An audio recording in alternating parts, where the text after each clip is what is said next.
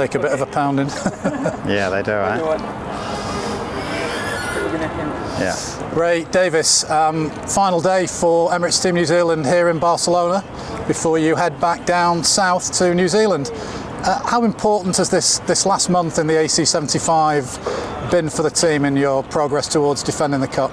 Yeah, no, you're right. Last day for us here in 23. It's been absolutely critical for us to have come up here and experienced Barcelona and the conditions, and we've seen everything. We've seen perfectly flat 7-knot days where it would be incredible light air conditions, and we've seen 21-knot days with big seas and everything in between, and Barcelona, what we've learned, Barcelona can offer all of that up. Now, yesterday you were out in some pretty heinous conditions in terms of sea state, but not a lot of breeze.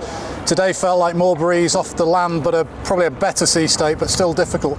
Can you contrast the 2 days for us? Yeah, no, they're quite different days, but for sure, yeah, yesterday was quite dynamic. The wind had shifted from the morning breeze from the northeast, so we end up with a southwesterly breeze, so the sea state was quite different to the wind, and there's a lot more breeze offshore, very light near the beach, and would have been a very tricky day to have raced, and yeah, very significant seaway, but manageable. And then again today we had a big sea state, still up around 2 meters, and again the offshore breeze was anything from 24 knots at one point down to sort of 13 knots, so pretty tricky when it's offshore, very, very shifty, and back to your normal sort of heads out of the boat conditions. The boat behind you has served you very well. It won the last Cup, and it's been a great workhorse and test bed for you.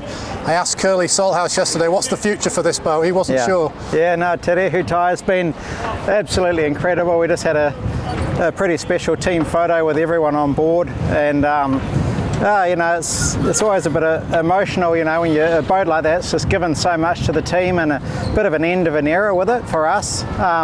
Who knows what its future is?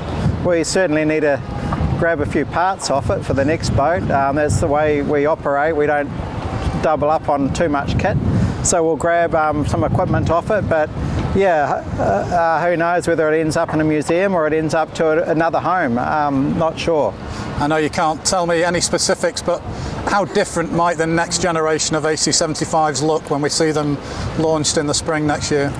Oh, they'll certainly look a bit different. Everyone's designs will be locked in now, so yeah, you'd hard to imagine everyone's going to look the same. And I think if they all look like that, they'll be second generation boats. I think, you know, life moves on and designs move on, and yeah, you'd be expecting some changes. Final question for you, Ray. If you had to rate the team against your plan, where are you now? Are you on plan? Are you ahead, or are you slightly behind? I think we're pretty much on track. I don't think we're miles ahead. We had a bunch of testing goals we wanted to do here. We got through those, but it wasn't a long list. We go back to New Zealand now with a substantial amount of equipment to test. It's a bit hard. You're seeing other teams pulling out a lot of equipment all the time. This has been a busy time for them. We're going into that phase. We've learned a huge amount about the venue, so that's been priceless. And you know, we've done a lot of good sailing and learning how to sail on the course here, so that's been invaluable too. So yeah, it's pretty much where we hope to have been. I don't think we're miles ahead, but we're certainly not behind where we wanted to be. Fantastic, Ray. Thanks for all that. Okay. Lovely.